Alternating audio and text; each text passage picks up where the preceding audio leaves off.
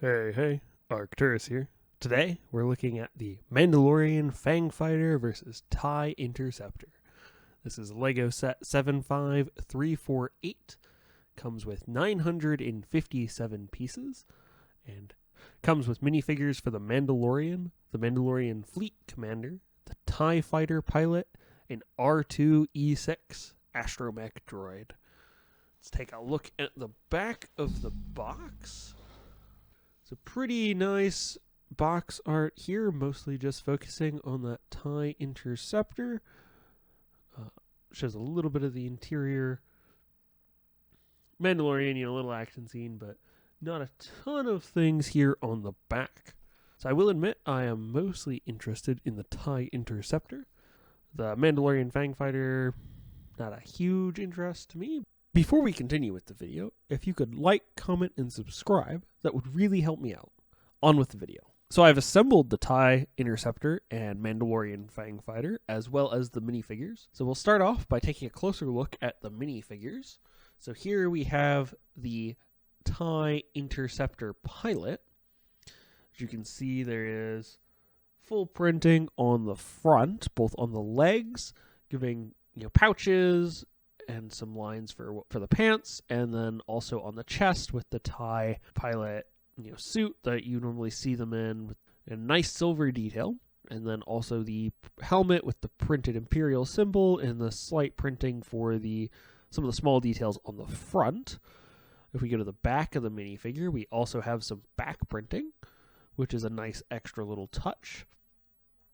On the back of the minifigure head does not have printing, so it's one-sided printing on the head, which I think is fine, as normally I at least will have the helmet on. The one complaint I have, and I have the same complaint with the other Tie series pilots, is that the helmet just does not go low enough on the back half of the minifigure. It's an odd choice from Lego. I can sort of understand it from the standpoint of, well, this figure will be in the Tie plane, in the Tie ship, whether it's the bomber, interceptor, or fighter. But it's just an odd choice when it works so well on some of the other figures. Like the clones don't have this problem, the stormtroopers don't have this problem, so it's just an odd choice. Next, we'll go on to the other Imperial option, which is the astromech droid. I believe this is the same as in previous TIE Fighter sets, but I could be wrong, as it is from the Mandalorian era as opposed to the original trilogy or the sequel trilogy. Some nice printing on the front. The back of the astromech does not have printing, just bare black plastic, but the top does have the 360 printing all the way around, and it does look quite nice if viewed from the front, kind of disappointing from the back. Next, we'll go on to the Mandalorian Fleet Commander. It has a helmet. Didn't get the head all the way on there, although I guess I should have held off on that. One thing I do want to show is that even if you have it without the junk pack, there is basically a armor plate and some bag pouches printed here on the back of the minifigure. And then there is also the jump pack for the Mandalorian Fleet Commander as well. This figure does have two-sided face printing. One side is grinning, and the other side is a more smirking appearance. And then also has front printing, both torso and leg printing, even going down to the feet of the minifigure. There's a little bit of printing there as well, which is an extra little touch, which is quite nice for this figure. The helmet has the rangefinder type helmet attachment, I guess, and then he also comes with a gun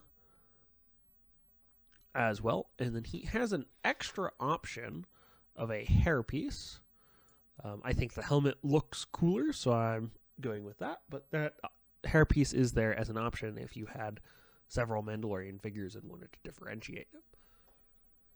There is also these two little thermal detonator pieces, just two little round pieces that have the thermal detonator printing on them, which is just a nice little touch.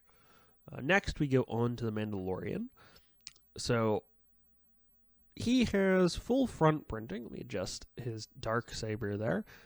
He has full front printing down to the legs, though none on the feet, unlike the Mandalorian Commander. But he does have a more detailed torso print, I think, than the Mandalorian Commander does. Whereas if we put them side by side, you can kind of see the difference in the print there. You know, the Mandalorian has his bandoliers and a little bit more detail that way, whereas the Mandalorian Fleet Commander only has the one bandolier, but does have a little insignia on his chest there. So the Mandalorian figure, though, does have the added arm printing that the Fleet Commander does not, which is a nice touch on the minifigures. It is quite nice to have. So he also has, like the others, also has back printing, which is also a nice touch and just really brings the whole thing together. And he also has the option of the jetpack, which is how I have him for most of it. So that's what I'm running with, but you could leave the jetpack off and still have some nice detail. Now, his head only has one-sided face printing. There's not a lot there, but again, he's going to be wearing the helmet, so it's not really necessary, at least in my opinion. It does come with 2 Darksaber blades. I know there's only supposed to be one, but you can put him in the sort of Ahsoka pose, where he's got the dual whirlwind of death sort of thing with the dual blades, which looks kind of cool. I know he's only supposed to have one, but I thought this looked pretty cool with the 2. I did think it was nice of them in the set to give you enough pieces for 2 of them. I don't recall getting extra lightsaber pieces. Extra handles, yes, but not the blades themselves. So getting 2 of them for the Darksaber is a nice little touch. As prints go for the Darksaber, or moldings go for the Darksaber, it's all right. It at least has that extra shape that you would want from the Darksaber. It's doesn't have the same shape as a standard lightsaber. It would be nice if the Darksaber had some more detail printed on it, as it's just a kind of flat piece of plastic, really. There's not a ton of detail there, but as an alternative to the standard lightsaber, I think it's all right. It's not perfect, but... So next we'll go on to the Fang Fighter. It's a very flat ship. When I was looking at it at first, I was kind of disappointed by it. I think, at least from what I remember in the Clone Wars, and maybe a bit of Rebels, parts of it were supposed to move a bit more, but that's not possible on this. It's basically a large, flat ship, but it's pretty solid. You could definitely get some play out of it pretty well. So it's a pretty large, flat piece for a $100 set that comes with 2 ships. You don't get a ton of the smooth plates across the top. That's really...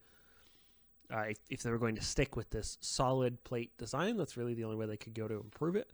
I do think some more maneuverability of the parts themselves. At least I remember the front fangs of the fighters always folded up, and that's just not possible on this set.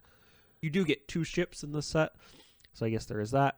For $100, it does, I think, come across as a little undervalued with this ship, but it's hard to say for certain these days. It does have the missile launcher set here where you can load these and then launch them. I'll just do one so I don't launch this across the room. There we go. And I still managed to drop it. It does have a printed cockpit piece, which is a nice one. I think I've seen this one before on... I want to say the X-Wing, but I could be wrong on that. I do believe I've seen this printed piece before, but it's still a nice piece. A little handle for the pilot here, and then a printed computer piece. I believe that's fairly standard in the Lego sets, that piece. And then 2 little molded on guns here, and then some engines with the clear blue piece here. The engines actually look quite nice. But overall, I think it's a decent build. It's flatter than I expected, that's for sure. Next, we'll go on to the star of the show, which is the Tie Interceptor.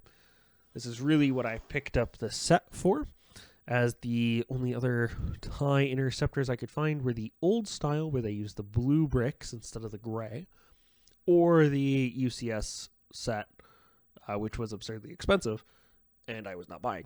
So we went with this set, and I've always liked the TIE style ships. I think they look pretty cool. They did go a little overboard in some of the lore, where I think they had a TIE style tank. At some point it's enough. I've always thought the ships were pretty cool. So you have a fully openable cockpit. This top piece also opens to give you a little more access to the interior there. One thing to note is that your figure doesn't have studs to link onto in there. It's just a flat plastic plate in there. But you get some nice red lighting here around the computer for the pilot. The wings are fixed. They are made with some Technic pins. Unlike the bomber, which had some maneuverability to the sides of the wing, these are fixed where they are. But I do think they come out pretty nice. I will say the profile, when it's sitting this way, is a lot shorter than the TIE Fighter, which is nice. But it I don't think it sits very well, because it wobbles a little bit this way, as you can see. I think it sits much better this way, sitting on that center plate where it's more stable. I will say that the center of the TIE Fighter here is pretty solid. The only thing I'm kind of disappointed by is there's nothing that covers these Technic pieces on the front and then again on the back. That's the only thing I really feel that this is missing to really make it a 10 out of 10 TIE Fighter set that's not, a UCS size, but just a standard play scale. It's really the only thing I think it's missing. And it's not even a deal breaker. It's just that would be nice to have, at least in my opinion. But we'll go ahead and set the pilot in here. All right, so we're going to go ahead and set the pilot in the cockpit here. And then close the lid. And so the pilot won't rattle around, mainly because there's not a ton of room in there, but also because with the helmet on, it's just tall enough that it's held in place by that roof piece there, which is nice, because I was kind of worried he was going to rattle around in there, but it fits quite well with the pilot in there. And then we also have the Fang Fighter, and the pilot, or the Fleet Commander, is the one I would put in there, since the Mandalorian has the Dark Sabers, or Dark Saber, I should say. Again, also helps if you lift the... And then here we have the Fang Fighter with the Mandalorian in there. Fits pretty well. I'd probably lower the arms, then put them in there that way, but fits pretty well. So it's a nice flat build. So that is the TIE Interceptor versus Mandalorian Fang Fighter. I'll see you next time.